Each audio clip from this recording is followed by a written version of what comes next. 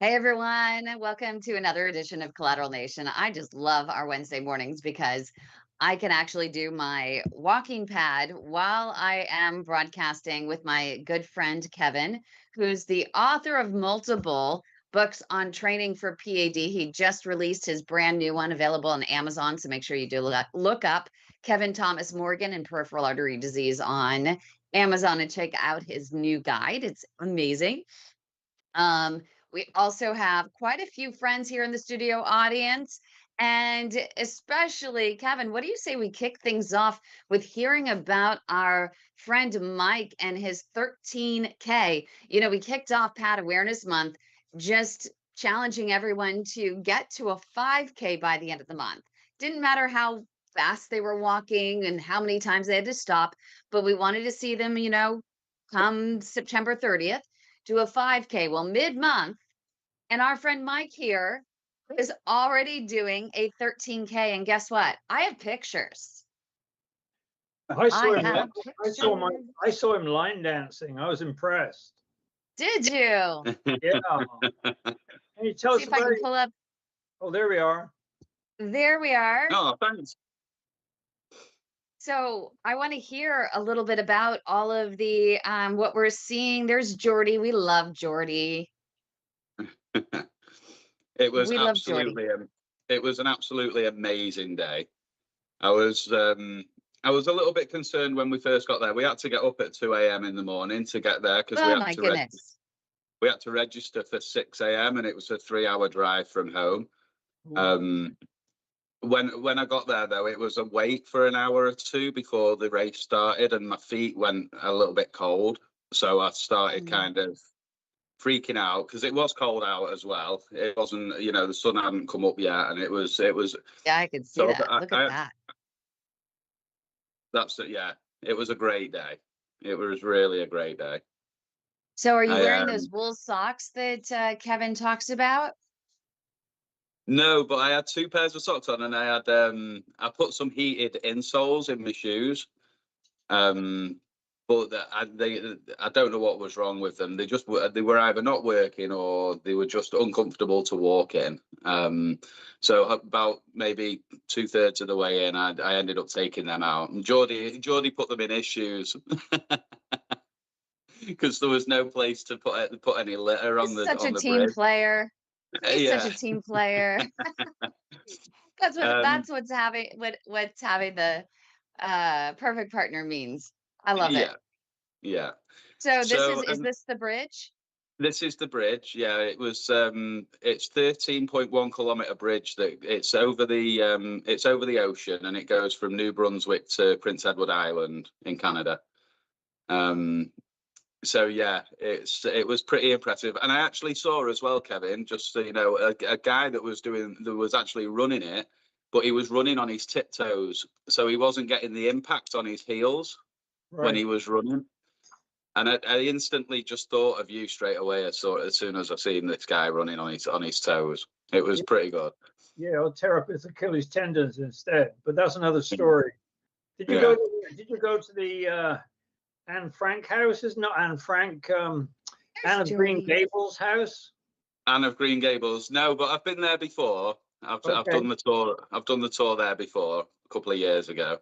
Right. Boy, that's a long bridge, man. A beauty. Yeah. Hey, they got the flags up. Yeah, they're the New Brunswick flags, and the guy whose foundation it was, his name was Terry Fox. He actually passed away from cancer. He was an above knee amputee as well. He had an amputation due to cancer, and his plight was to walk right across Canada. So he was going from Newfoundland to Vancouver Island. And he only got from Newfoundland to Ontario, and his cancer returned, and he ended up losing his life. Oh, So this was in 1984, I think. So every year they do the Terry Fox Foundation run, and it's all across Canada, and they've raised something like 850 million for cancer research Oh boy. over the last 25 years. And his actual brother was on the Prince Edward Island side of the walk that we did, and his brother did a speech, which was quite heartwarming. Yeah, it was pretty good. It was There are a and lot I of was, people. yeah, 10,000 people, 5,000 on each side, going both ways. So what were you feeling at 6.5 kilometers? You know what, Kim? You know what? I didn't get any discomfort all the way through it. Way to go. Yeah, Feet okay, apart from the insoles. They tend to lump apart up. from the insoles, yeah. Yeah. And you know, this was on Sunday, and I still went line dancing last night and did a pretty hectic line dance. So What kind of yeah, socks do you use? What kind of socks? what kind of sock? Oh, you're not going to be like this. Tube socks. Oh, that's No, fake. no, no. I wear sports socks. Sports like Oh, just like Are they cotton? Never wear such a cotton. troublemaker, Mike. Never wear cotton. It's the material of death. But Yeah. boy, You really knew fast. that was gonna get him. I've never heard you dial into someone like that. That was pretty impressive. Good Yeah. job, Mike. You knew he was not going to be okay with the tube socks. No, I know. No, I wear like trainer socks that go up to just below your ankle in the summer. Wear them with my trainers. So I had a pair of them on underneath another pair of socks. So I was wearing two pairs of socks plus the insoles, just to Man. try and keep your feet warm. To be honest, Yeah. Look Oh how man, beautiful. that's pretty. that was the Prince Edward Island side of the bridge. So this was just towards the end of the walk.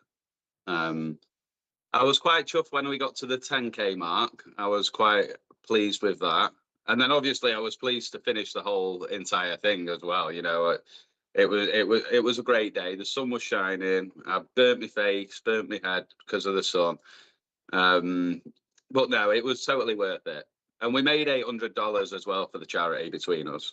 I have a Oh, question, good for you. Mike. I have a question. Yeah. Do you actually have P.A.D.? I wish I didn't. I wish I didn't, to be That honest. was a really good question. It was right back at you, Mike. Yeah. What are your ABI numbers? Touche. So my ABI numbers were on my left it was 0.68 and on my right it was right leg it was 1.0. So my right leg was within range. My left leg 6.68. Yeah, that's pretty low.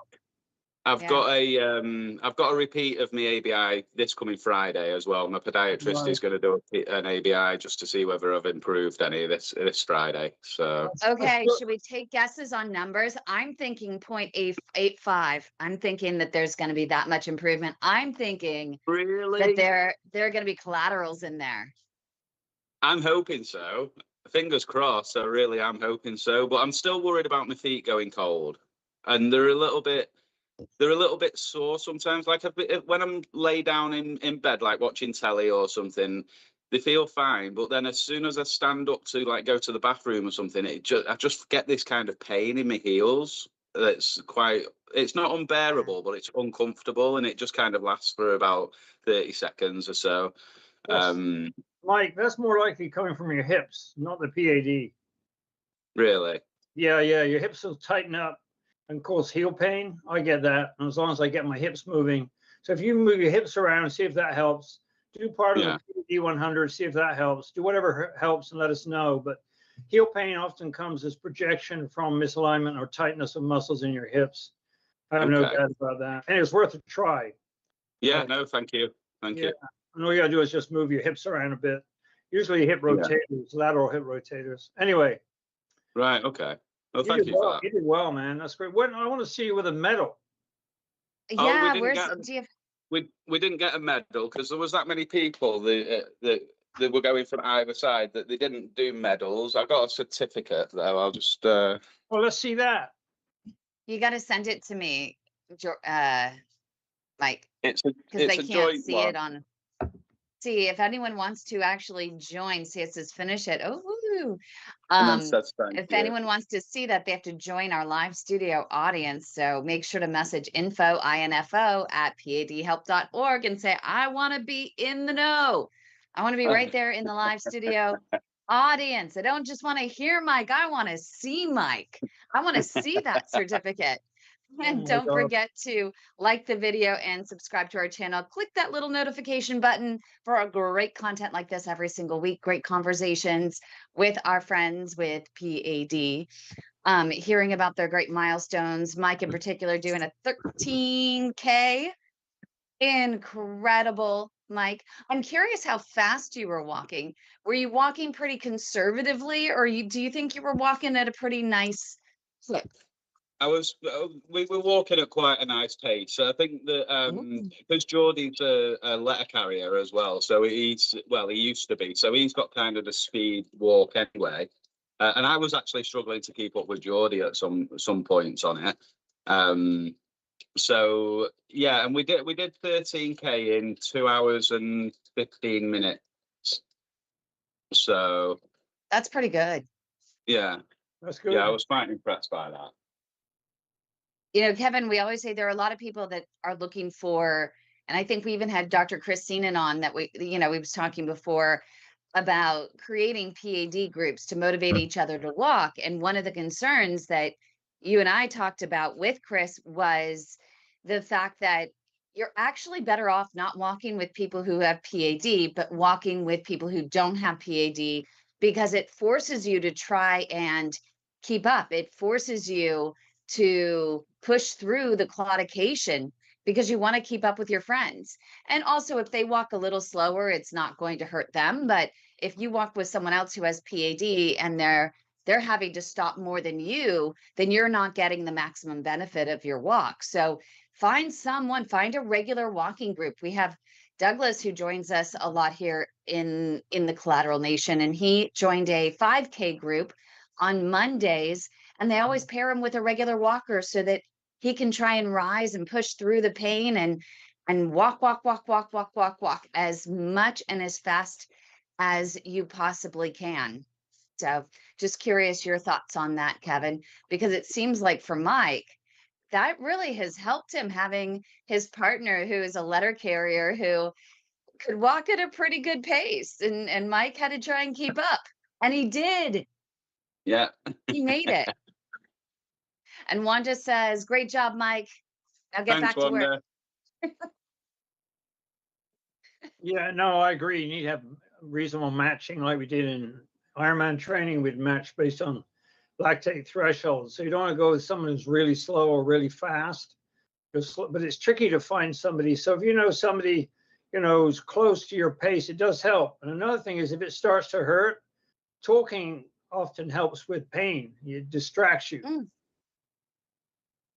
That's a really good point. So my dad, who is 83 years old, when he does his morning walk, he walks with a 40-year-old because the 40-year-old pushes him to do hills and everything else. Yeah, so it can work with the right person or Yep. person. I love that. It just goes to show, Kevin, do you remember the conversation with Mike? Mike, was it even 3 months ago? Was it 6 months ago? Well, I'm 82. I can't remember 6 months ago. See, isn't that good? We have no memory of any of the stuff that you did before, Mike, because now you're I doing don't remember what you marathons. what. 3 Forget months ago. everything you felt before. Forget all that. Yeah. Never happened. Exotication never happened. Yeah. Yeah. Although I wish on the ultrasound they consistently map out collaterals because they never seem to pay when I go and have my ultrasounds because of my AAA. They never seem to show a whole lot of interest in the collaterals. I mean, the physicians. It's very strange because you'd think they'd be mapping them out by now and working out the best ways to make them grow. I mean, that's those two data sets I posted like this morning, I think, where I compared endurance versus intensity training, which is a totally different experience, one to the other. Which is the best way to go collaterals? We need the data. I mean, we really do. yeah. That could be generated with ultrasound combined with O2 sats, et cetera, to find an optimal walking pace. I found when I did it with intensity and pushed up to what I call a 5 pain, which is go to 0 to 5. That's where function is starting to break down. So I did that one way and the other. I kept it between 3 and 4 level on my scale, and I could keep going. I mean, I put up with the pain the whole 5K, but I kept going. And which was best? Which was best for growing collaterals? Was it intensity and stopping, or endurance and keeping going with pain? So, you know, when it comes to training for marathons, you needed both. You needed intensity to pick up your pace and endurance in order to cover the distance. So there must be an optimal, you know, ratio of the two. I think that would be a great, you know, research project for somebody, you know, studying biomechanics or something like that. So that's why I put the data up. Also, it was No, I interesting. think that's great. My cadence changed dramatically between the two. And when I used intensity, my heart rate started to really climb. And when I held the pain level below anything inducing dysfunction, but was very painful, my heart rate stayed pretty steady. So anyway, a little experiment, but I'm a researcher. It's the way I think. Hey, Mike. You know, I wonder if you do, because they say that when you do the supervised exercise therapy programs, that they only require you to do intensity 3 days a week. So I wonder if it's just, but they want you to walk on the other days. So maybe that's the same idea. It's intensity 3 days a week when you go to the supervised exercise therapy sessions. And then on the other days, they just say, well, walk as much as you can. I don't know if that's the same idea. But what they need is data, not guessing. That's true. Well, they have data that at least the intensity 3 days a week does work to build collaterals over a 6 to 8 week period. They say that in the 6 to 8 week period, you can actually see the collateral vessel growth if you did a CT angiogram. Right. Kim, Yeah, after I your do, podcast the other, oops, sorry, go ahead. Oh, there's Marina. Hi, Marina. Yeah, hi. I was going to say, after the podcast you had on the weekend for the supervised exercise therapy, I called my doctor and I'm now scheduled to go to start. What? So, yeah, Are the you? supervised exercise therapy that you had a podcast over the weekend. Yeah, we did. And We talked about it on Saturday during the Heart of Innovation show. Yeah. And you called your doctor because to that. you're breaking up just a little bit, Marina.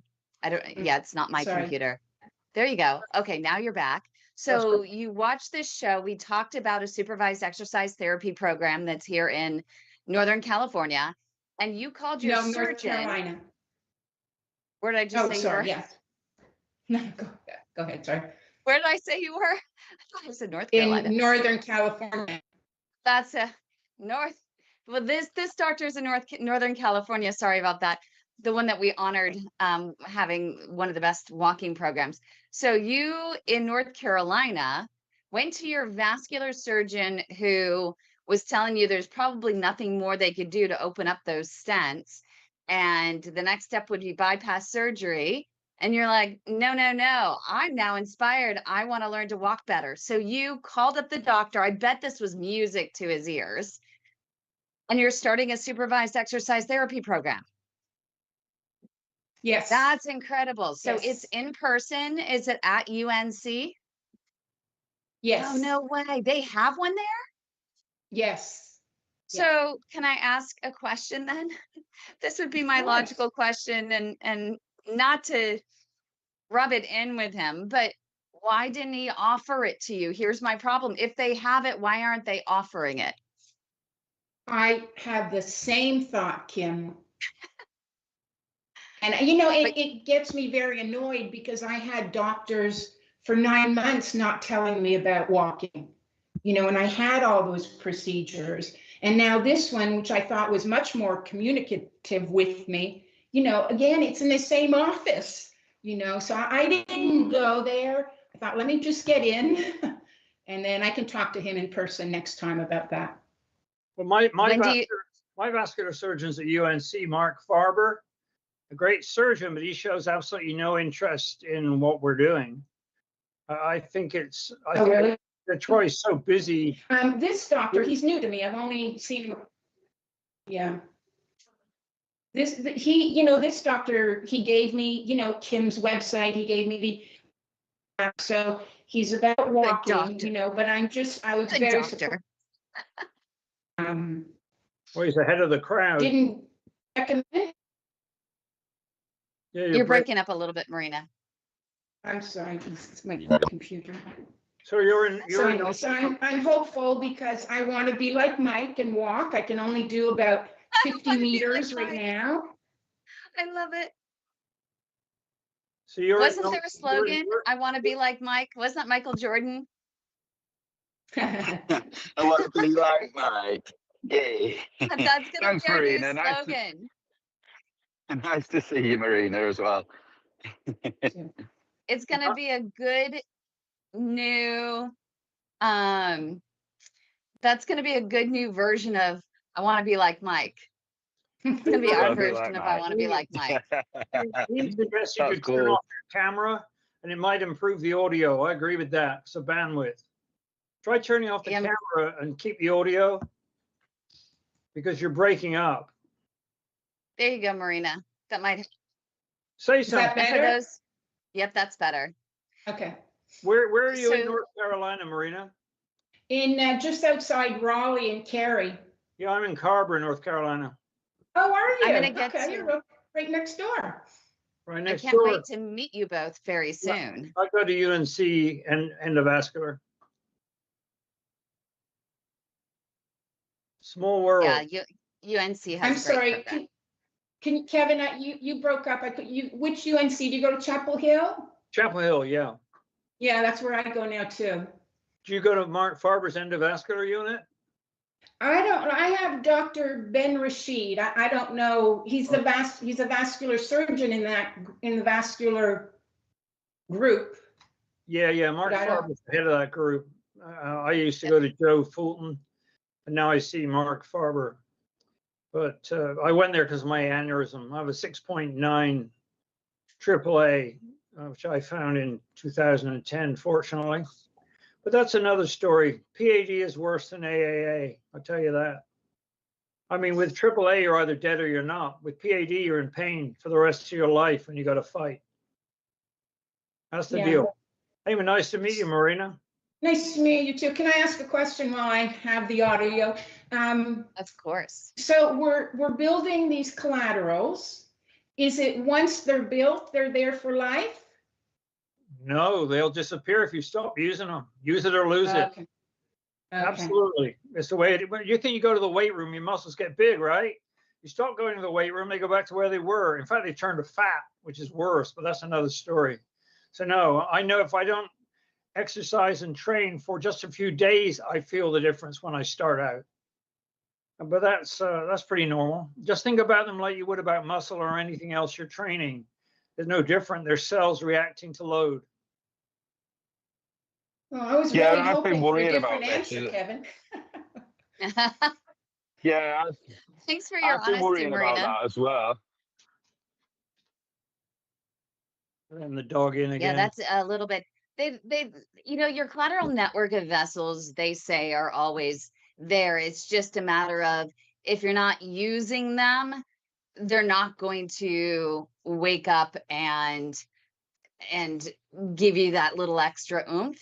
So you got to push them to stay awake and, keep those toes alive. You'd think that once you built them, that they would just be there. And since you're not walking as much, I mean, you needed more to walk than it does to lay down. But yeah, over time, it just seems like they're not, pushing it as hard as you are. Yeah, I've also noticed it takes a while to wake them up. If I go, if Yeah. I got to do like a 10 mile run or walk, literally, it used to take me a mile to warm up running. Now it takes me at least 3 miles to get my collaterals to really wake up so I can move. It takes a while. So they're no different than muscles or any other tissue or your skin. You think you go to the weight room, you get thickening on your skin, on your hands, or, you work with carpentry or whatever. Stop doing it. They go back to being soft again. The skin doesn't Yeah. disappear. It's still there. It's ready to respond. The real question is these collaterals. I just wonder if there are ghosts of collaterals already there. It's made me wonder. I think we don't know enough about them by far. Yeah, I would love someone to do, a little bit more on that. You know, we thought, oh, hey, Mike, you have a question? You have a comment? No, it was just going on about the collaterals. I was under the, well, I'm worrying, sorry. I've got my best friend coming over from the UK on Monday, and she's here for 2 weeks. So I'm worrying about not being able to do my workouts. I'm going to try my best to go on, obviously, walks. We're going to Niagara Falls. We're going to have some lovely days out.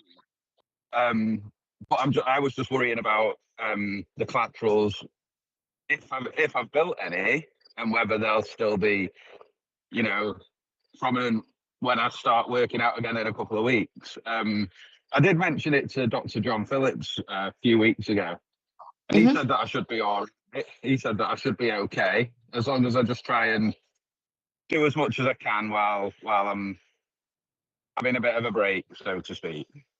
I don't think I they're mean, going to. it's just, They're not going to vanish overnight, Mike. yeah. You don't need to worry about that. If you're worried about staying tuned up, if you can do 30 minutes on a treadmill incline, that will give you all you need. I mean, little and often is always the trick with this stuff, always. So if you've got busy weeks, then do something, whatever it is, and you know, you could even just do the P.A.D 100 twice a day, which wouldn't take you very long. Just do something, and then that keeps things tuned up. It's the same for any other kind of training. It's when you stop completely that you can start having, you know, real breakdown, I guess, because entropy is always going to take us over. That's for sure. Yeah. You know, My it's friend just like, knows you know, me. when you get a cold. Sorry, Go ahead. she's aware. Sorry, she's aware of what's going on. My best friend, so she knows that I'll probably be getting up and getting on the treadmill whenever I can, anyway. So Yeah. it's not going to be that much of an issue. I was just a little bit worried about the collaterals and whether I was going to lose them or not. No, they won't go So, away that quick. In fact, I'd be very surprised if they disappear entirely ever. Yeah. I wonder about that. I just don't think enough is known.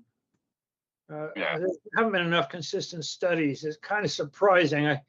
When I discovered my AAA, I went into PubMed and looked up papers, and I found 2 people who injured themselves severely on a rowing machine with a AAA stent graft. No doctors talked about this. No physician showed any interest in these facts, even though I went and found it myself. So when I go in online, I go to PubMed and look for decent articles, and there's a whole world of research that could be done by a good, by a good researcher with a couple of postdocs that could open this whole thing up so we know what we're dealing with. I mean, that's why I posted those 2 data sets to get people thinking about endurance versus intensity. So I generated the data, plotted it out from my watch, and it was pretty interesting to see what happened to cadence and happened to heart rate. And the difference between the 2, I don't see anything like that out there in the world. I'm just an old guy doing it for fun, you know. And so a lot of really good research could be done. Here's the question. How do you make money encouraging people to grow collaterals? That's the problem. Now, if you could find a way to make a fortune getting people to grow collaterals, people would be doing it all the time. It comes down to that. It always comes down to resource, always. I couldn't do research. As a researcher, I need sometimes one experiment I ran cost me $1.5 million. I couldn't have done it without the money. So it does come down to resource, and a lot of these vascular surgeons, they're busy. They run off their feet. Now with the diabetes problem, they can't hardly keep up. They're saving people's lives, let alone save their limbs. And so I think it always comes down to that. And this is why, peer experts like this group here who understand what's going on, we live with it. We're an important research that needs to be developed further. And I think, and if we can encourage some research groups to bring in a couple of postdocs to answer some of these questions, they can get us to do the experiments. They can collect the data. We'll come into the lab, whatever. Yep. So that's what's needed.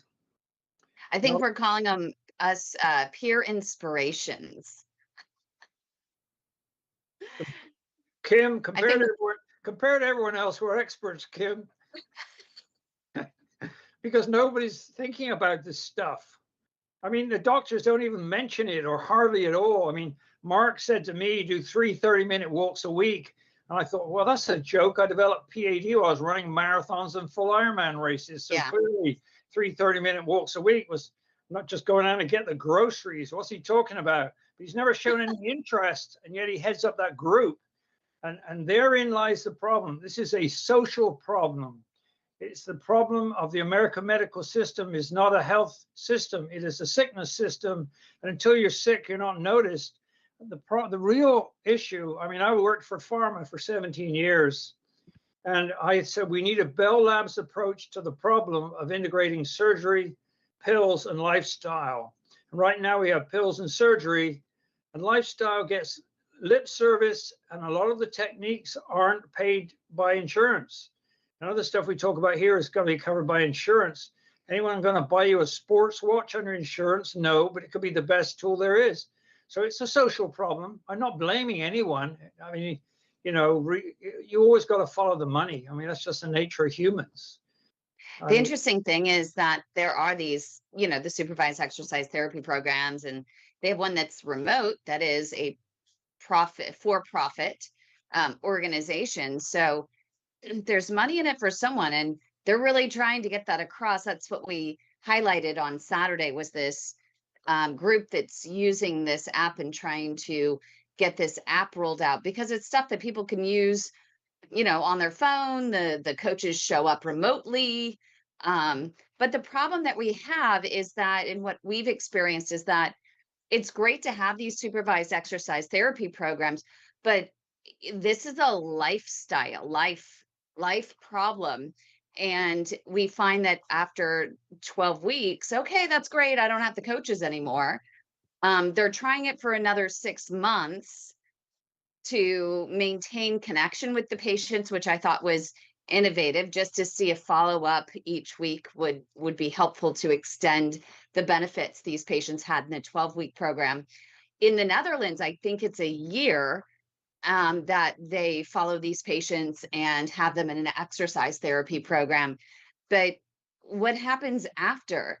And so what we're trying to do here is we're trying to build a community, and, you know, seminars and accountability and regular inspiration for life, creating a family of people who are committed to making those changes. Like our friend Mary here. Mary's joining us here on the Collateral Nation for the first time. I'm curious just her thoughts, or if her head is spinning, Kevin, after listening to us talk for more than 30 minutes about these collateral vessels, which I'm sure your doctors probably haven't talked too much about.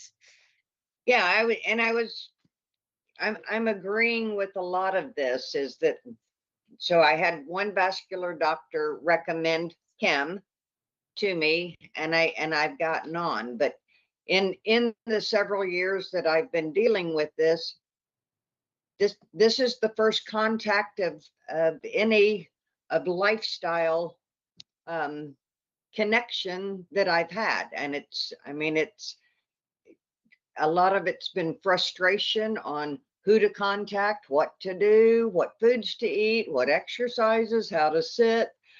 So I'm new to the group, but I am thoroughly enjoying it, and I'm agreeing that I've gotten no information from any of my doctors, whether it's been physical therapist or primary or vascular surgeons or whoever, to help with a guiding hand.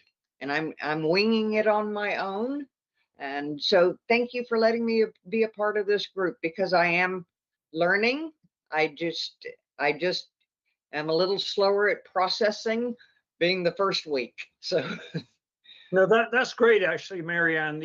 I think there are probably 1 million people out there who would like to do what we're doing, but don't know where to find the information. absolutely. And so that's the real challenge, I think. I see Dean is smiling. What's going on, Dean? Dean, you're gonna get called out. You know it every time. There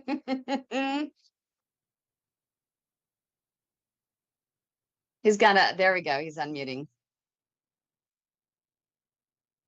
I think it's late night there. I think he forgot how to unmute his You have a great smile, but we can't hear what you're saying. nope.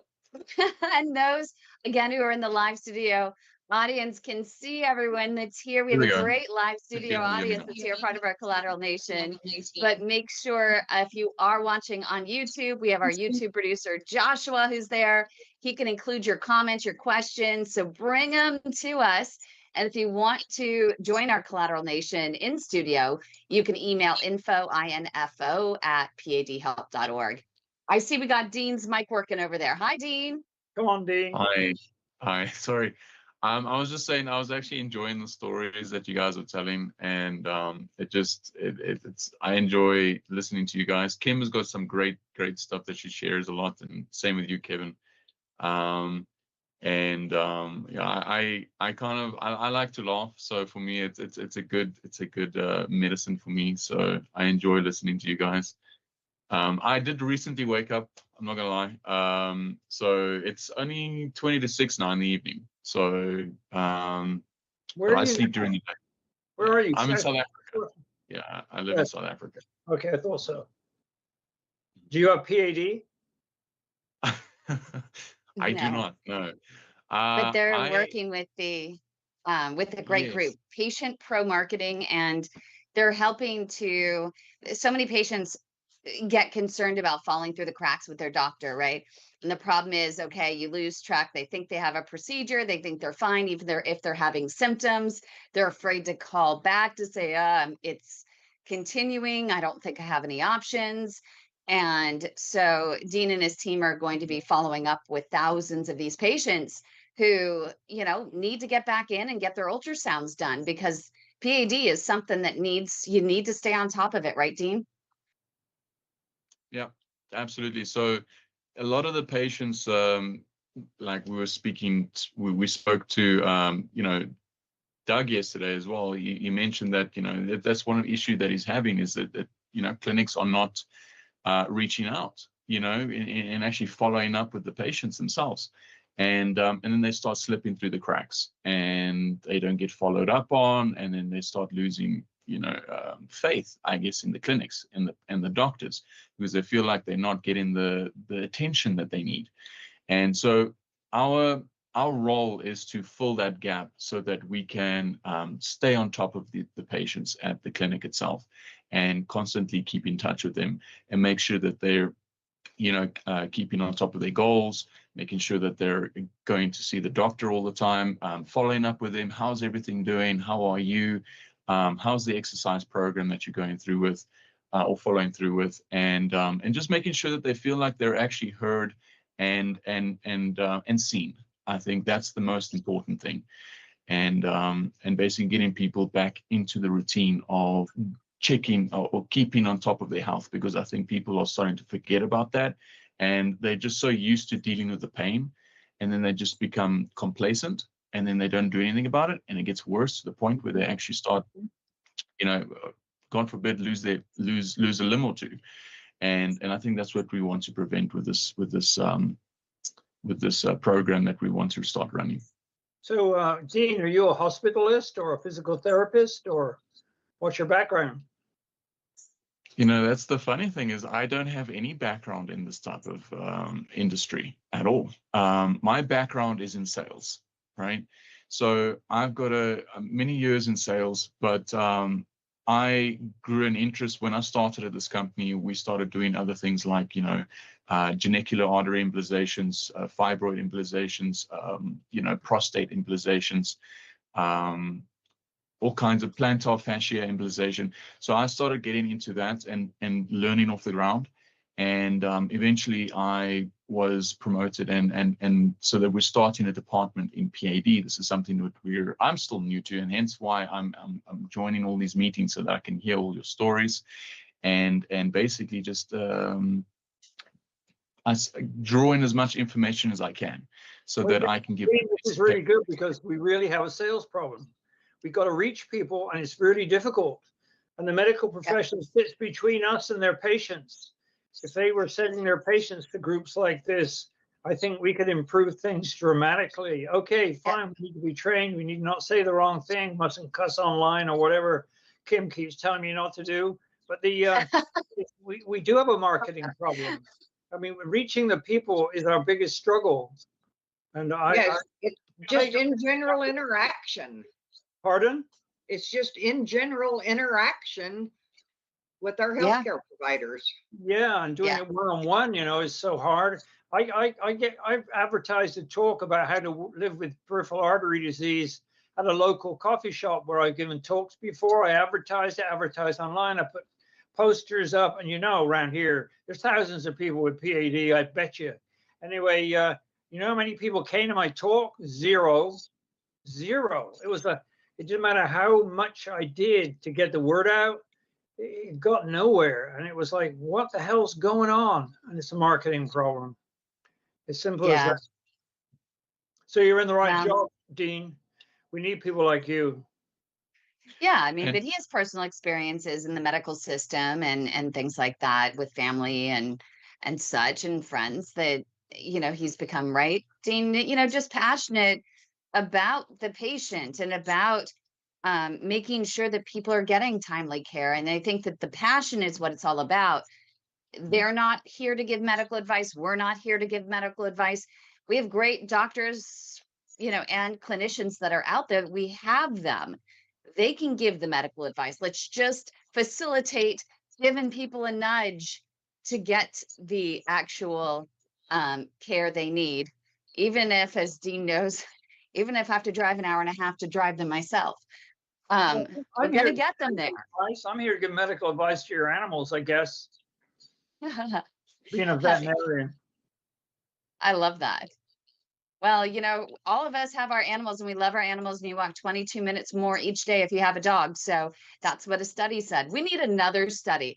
I think that we need to do another study, Kevin. I think there was only one study that I saw on that, and I was actually pretty impressed. And I wonder if we could get all of the folks in our group, we can get the ones that have dogs and don't have dogs, and let's put together a survey and say, do you have a dog? Don't you have a dog?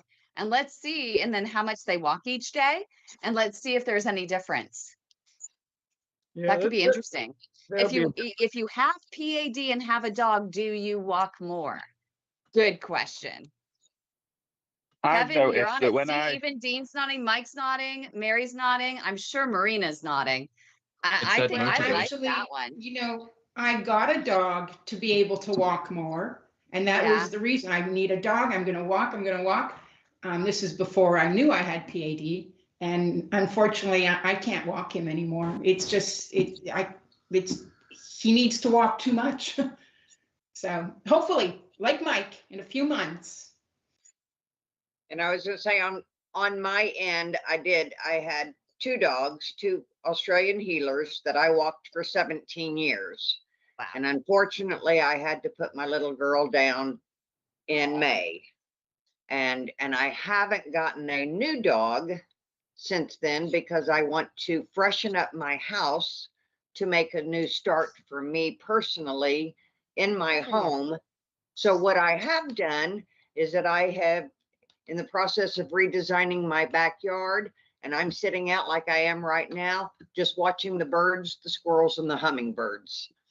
Oh, I And love they're it. You should have a And they're all hummingbird over my clear. backyard today. So Oh, that's Marina's a good right. omen. You do have to be able to walk, but if Marina works, how long have you been working on exercise for your collaterals, Marina?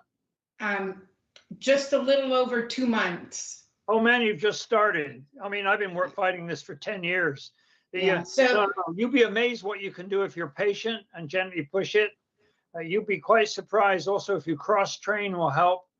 If only 2 months, you'll be amazed what you can do if you're patient. I have no doubt about that. right. Well, my left leg in 2 months has gotten a little bit better. It went from like 0.6, the measurement, to 0.8. But my right leg has gotten much worse. So Yeah, just keep moving. You can track it with O2 sats on your toes, those O2 sats meters. They work quite well to see your progress, but you have to be consistent and patient, and you have to push through the pain, but not to the point of dysfunction. No, I'm convinced. How old are you, Marina? I'm 64 and a half. Oh my She's God, young. you're just a kid. I know.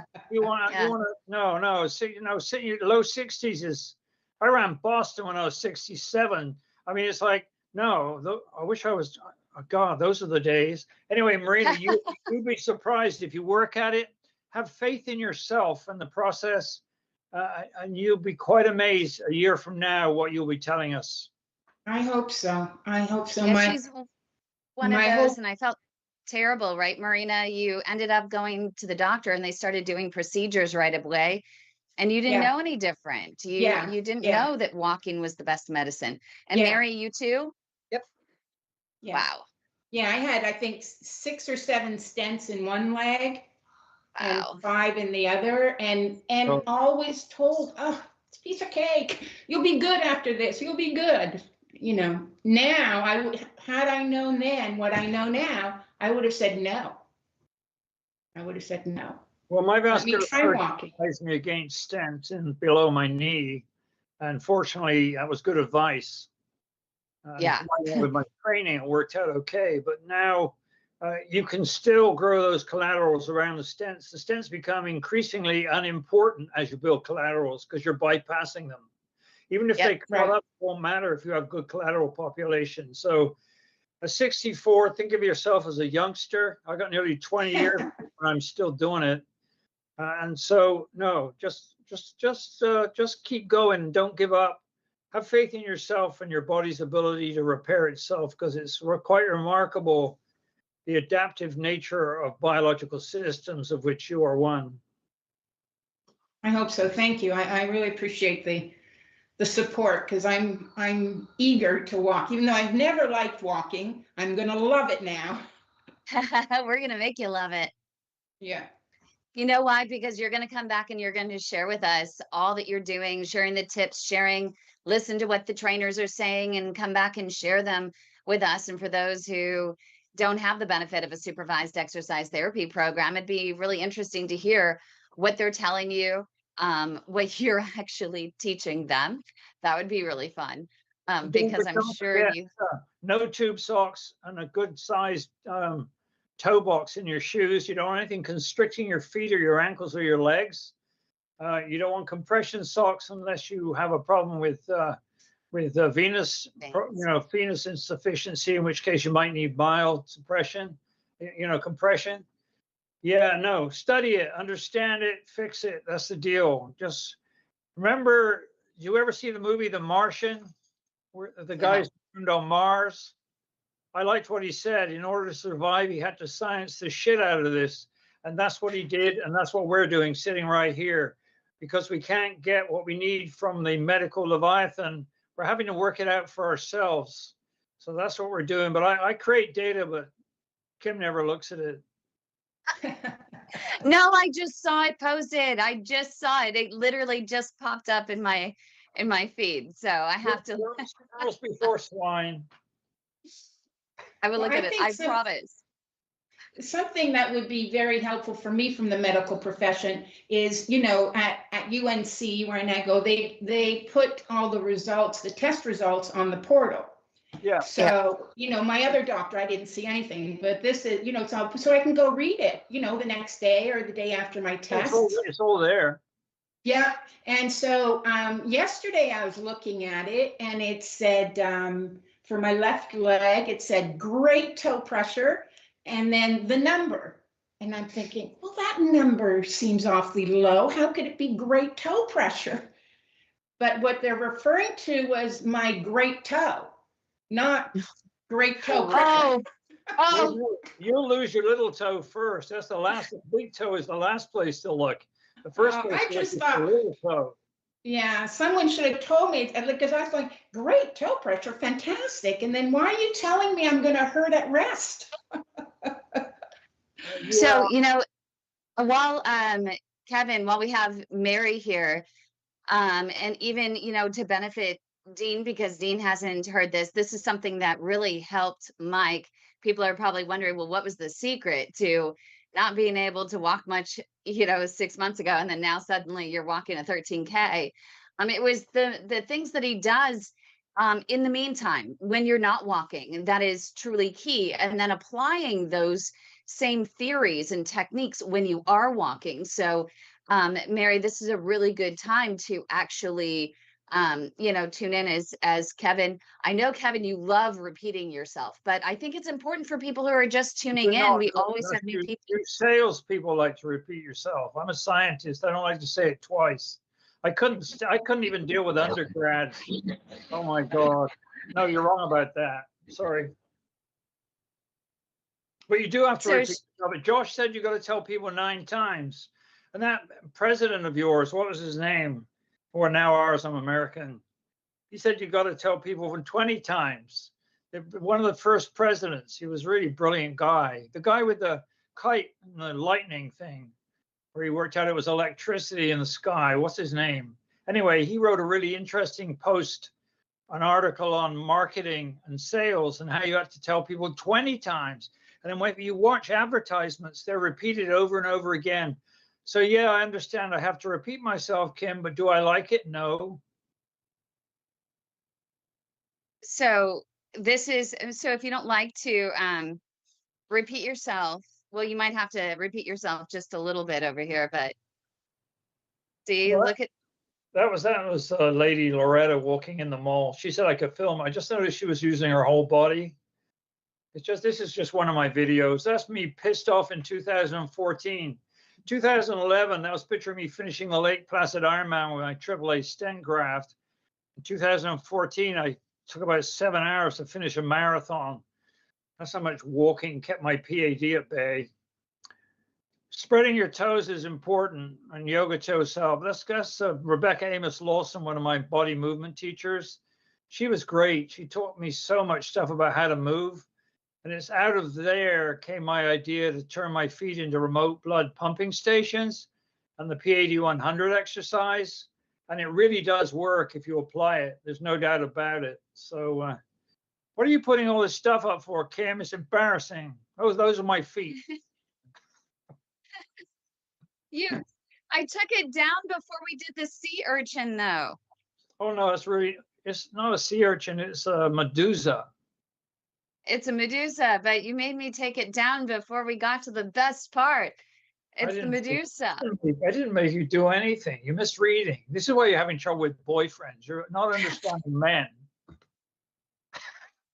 Wow. You like that?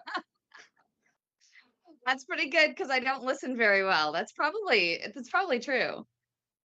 It is actually quite interesting. When Margaret Thatcher took over the House of Here, I'll Commons, turn you. she had to change the way she talked because it turned out that, yeah, there it is. Isn't that? There, It's so beautiful, the movement. And this is how you have to think when you watch your feet on the ground. You have to think about doing it gently. There are the muscles in your feet that you need to strengthen. You turn those into pumps that pump blood through your feet. The P.A.D. 100 exercise I created is tough. You spread your feet because you separate the metatarsals to help blood flow through your feet. All that stuff's in my videos and books and stuff. Oh, and by the way, Kim. Yep. Josh has got me on the site, got me kind of excited. I mean, I'm having Asperger's. I'm not into excitement, but he's right. I started doing some research. I read Halbert's book, and he said in order to get into marketing and get ideas out there, you have to be a student of marketing. So for the first time, I went in and checked the sales records for audiobooks versus print books. Print books are falling through the floor. Audiobooks are climbing like crazy. So now I have to become an audiobook expert, which I'm working on. So I get a mic. I've already started doing voice exercises again and listening to audiobooks and thinking about how to convert my books into audiobooks. And then I think I'll reach more people. So thank you for that, Josh, if you're there. He's always there. He's always listening in, our producer, Josh. And he's clapping his hands behind the scenes there. The thing that I love when we were coaching people on doing audiobooks when I was at Forbes, and there were a lot of people that were wanting to do audiobooks, one of the things we talked about was making sure you knew the story that you wrote really, really well so that you could have little backgrounds, because when you're writing, you're kind of tight, you're concise, you're to the point, and you don't elaborate on certain things or include things, or there are things that you're like, shoot, I really want to include them, but I can't because it's going to be too wordy.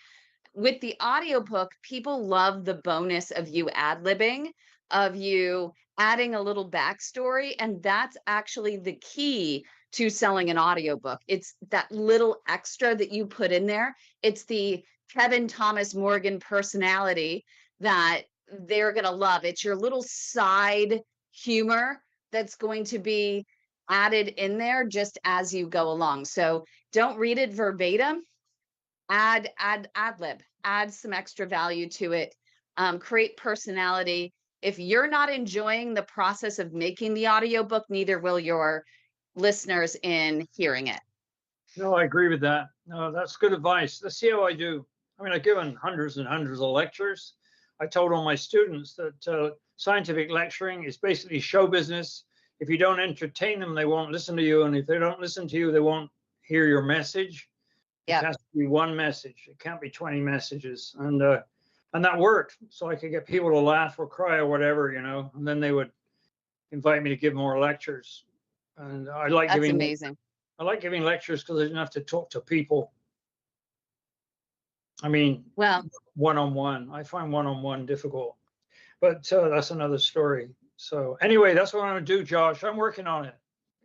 I've even read a book about it, which is quite a good book. It tells me how to create my sound studio out of pretty simple things. The microphone he recommended sounded really good, and it's no longer available. So I'm looking for an alternative. And everyone needs to buy that book. Then hardly anybody buys. That's called marketing, right? in the way you're phrasing it, of course. I'm sure Dean would have some better tips on phrasing for sales, Kevin Thomas Morgan. But this is a great book, and we appreciate you dedicating it to us with the Global P.A.D. Association and sharing your time, being with us every single week, so people who are buying the book can actually ask questions about their own exercise program. It's a great book to bring to your physical therapist, your doctor of physical therapy, your supervised exercise therapy program, and to use it as an opportunity to ask them questions.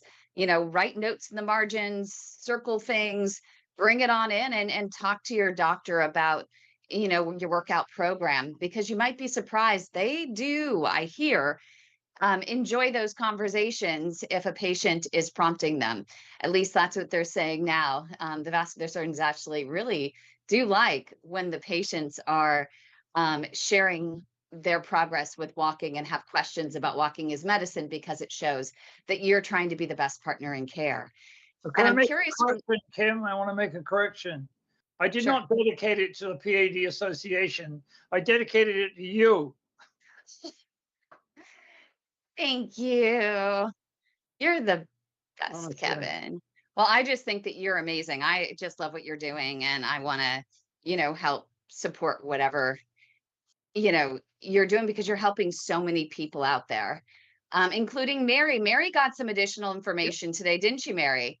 Absolutely. I saw you taking enjoyed notes on those exercises. Do you have any questions about those exercises before we wrap up here? Because I'd love to hear your perspective. So try those exercises for the week and then come back next week and let us know how they're helping you.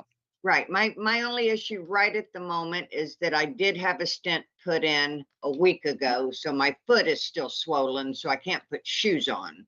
Oh no, take your time. Let that recover. That's important. And I'm good with that. But I do have my yoga instructor is doing some landscape work for me. So we do some stretches here at the house, and he helps keep me mobile. And I will try and put some shoes on and take some walking. I am feeling much better than I did 2 days ago. So it's just baby steps right at the moment. But like we've said earlier, I just didn't have any guidance on what those baby steps should be. You should start by working your toes, Marina. Have you been doing that? That's really important. Where was the stent placed? So they came up through the ankle and placed it in the inner thigh of the right leg. Oh, so it's up and above your knee. Right. The blockage was below the knee, but he did put a stent above the knee. But I also means have that there was in a that blockage up groin, there. and they couldn't find an IV. I mean, couldn't find a vein to put the IV in, so I was just kind of poked and prodded and. Right. Oh, I understand. Anyway, go look at there's 30, nearly 40 videos on my YouTube channel Okay, on the P.A.D. Playlist. And if you go in there, there's a number of exercises telling you how to move and use your toes to get your feet pumping blood through your feet. okay, The trick is to be able to spread your toes. Yoga toes help with that. And that helps blood flow into your feet. And then you have to learn how to flex or contract both your toes and your whole foot. That contracts muscles in your feet, which pushes the blood out of your feet towards the veins, which have valves. So the blood can't flow back out of the veins because they have valves to prevent that. So you can actually slowly turn your feet into pumps. I do it all the time now. I don't even think about it. I mean, I just do it automatically. I've been working on this for a long time, but the idea of using my feet as pumps only occurred to me probably maybe 2 years ago. Before, and I thought, damn, I'm not using those muscles enough in the bottom of my feet. So I started training them, and now they're pretty strong. And if I use them a lot, I mean, I use them all day, but if I go on hill climb, they have to do a lot more work if I'm walking up steep hills. And so they might ache a bit, but that's normal. But if you turn your feet into pumps, you actually help things a lot. And it was you've got to be able to spread your toes. You especially have to be able to spread the little toe away from the one next door. Those are the ones that tend to get pushed together. And those Right. are the ones that people tend to lose. Not the big toe, not the hallux, the little toes. So anyway, there's a lot of work you can do just lying in bed without actually walking at all. And then if you watch the videos, there's one I say how to turn your feet into pumps, remote blood pumping stations, and just learn it slowly. Wake up your feet. We've allowed our feet to get, boy, the shoe industry has done us no really real service. They've turned, right. they've created the problem of heel striking with a big pad on running shoes. Huge mistake. That needs to be fixed with shoulder hip counter rotation. So there's a lot you can do, and then gradually apply it to your walking, Marina. You'll be surprised. So start waking up your feet. And if you have any questions, you can always send a picture of your feet to me, and I'll have a look and tell you what I think. And then I won't keep it or use it or anything like that. Any way we can help. Any way we can help. And it's often simple stuff. I see Marianne nodding her head for some reason. What's going on? Why are you doing that? Are you related to a dove or something? What's going on? Well, yes, and I'm just listening and understanding, so. It's what we do. I think us as women, right, Marianne, when we're actually listening. Kevin, with those boyfriends you're talking about that I don't have or need or somehow I'm not keeping, maybe I need to nod my head more. Boy, that was a loaded. So I'm listening. No, I can see you need a strong guy who's nice and kind. That's all. That would be nice. That's all you That need. would be nice. Just And to I get think- along with everyone here. But But Marianne, you might want to double check as well if you're still, a week later, a swelling might be indicative of course, a little trauma to that area, just having it be the access point for the procedure. But also, it never hurts to ask the doctors next week, how do your veins look? And I will. I talked Yeah. personally to Zarkuni yesterday, and Okay. and he said the swelling's not bad. It's just still there. And he said that was a little bit normal because of the insertion site. Yep. But That's but what I it was is wondering. but it is getting better, and I am doing what I can. I'm just ultimately still trying to follow the after rules of no bending over and no stretching and nothing strenuous, and just to mind my P's and Q's right at the moment. So Mm-hmm. Yeah, and if you had surgery, the first month is really important to be careful. Yeah, any surgery. Any surgery. Yep. So Yeah. So anyway, well, it was great having everyone here. This was really fun. We had such a great live studio audience. You don't let me speak sometimes. You're just like a No, girl. I don't. What does Dean do for exercise? That's what I want to know. This is great. At this moment, I actually don't do any exercise. Actually, that's actually terrible. Yeah, it's terrible actually.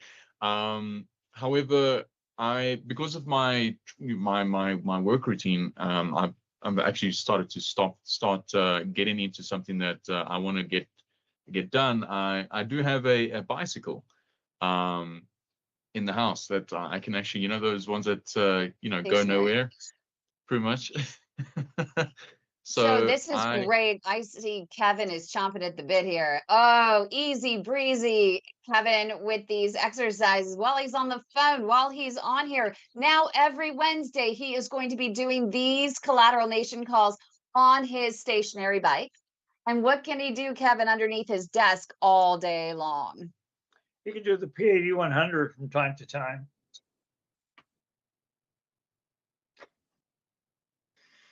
Oh boy. We're causing trouble, Dean. He's gonna wish he didn't join us. Yeah, It's so much fun. Sorry, but what's the crazy thing is I actually used to be a gym fanatic at one point. And if you saw pictures of what I used to look like before, I'm basically 3 times smaller than what I used to be.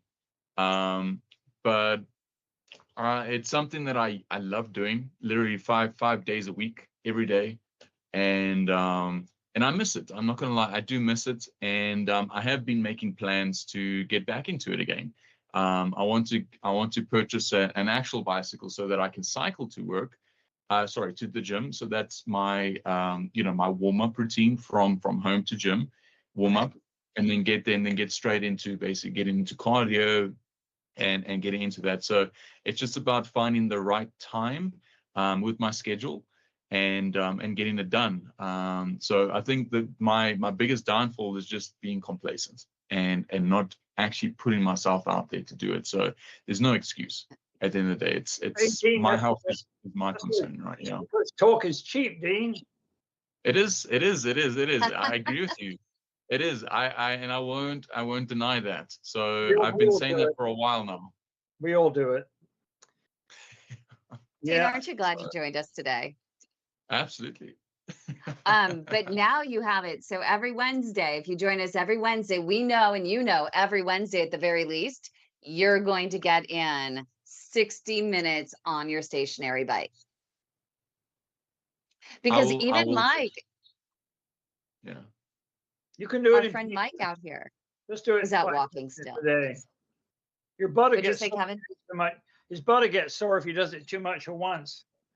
If you jump on and try and do an hour, you'll have a sore butt. You don't want that. I'm fully aware of that. I used to cycle when I used to work. Sorry, about like 5-6 years ago. I used to cycle to work every day, and I know exactly what that feels like. I literally had to buy a whole new seat that had a gel padding.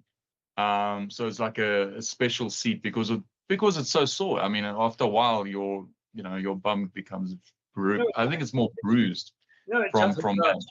It toughens up.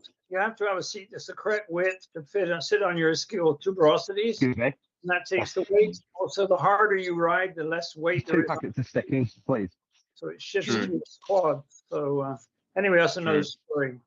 Longest ride it was 600 miles in 5 days with a Peloton. That was a hard ride.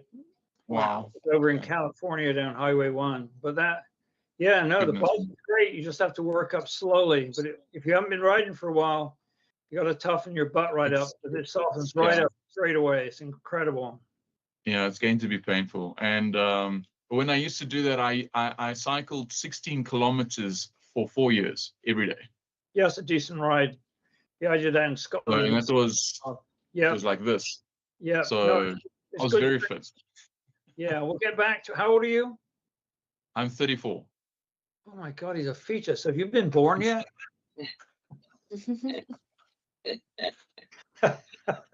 Those are the days, you'd say, huh? My youngest son is 52. Yeah, he was a great athlete. He did Kona 8 times. Anyway, not to worry. I'm signed up for White Lake Half. Kevin, so that's what I'm aiming for. You are so funny. What, Mike? What did you say? Honestly, Kevin, you are so funny. Like really cracked crack me up so much. I love the way that you are. A fellow Brit by my own heart. You're great, Kevin. I love you. The land of Monty Python. Yes, for sure. Anyway, that was a great session. Nice to meet you, Paul and Marianne and Marina. And we could hear you really well. Now you turned off. Paul's idea was good because of the bandwidth problem. I mean, Dean's idea. Yep. Thanks everyone for joining us. That was really fun. Hopefully you'll join us every single week. Make sure you do like this video, subscribe to our channel, hit the little notification button because we have great content all week. All kinds of great interviews happening. God, we have a big day planned. We're going to have our big UK hangout coming up in just a couple of hours. Then we have our US and Canada hangout coming. And if Dean shows up, it'll include South Africa in our nightly hangout. So we have a lot going on today. And tomorrow, I'm excited. We have an award ceremony for a wound care warrior, an amazing wound care pro. Wound Care Pro is her app, and she is a wound care nurse practitioner, and she is going to be here to answer questions about any wound issues that you might have. It may include even calluses. I don't know if any bruises on your butt will be on the topic, but I think we'll definitely be focused a little more south. I'll send photos. To use. So make sure you subscribe to our channel for all of these great interviews and to join and ask questions and share your journeys. But have a great day, everyone. Happy Wednesday. Thank you for joining the Collateral Nation. Thanks, Bye. Jim. Thank Bye, you. everyone.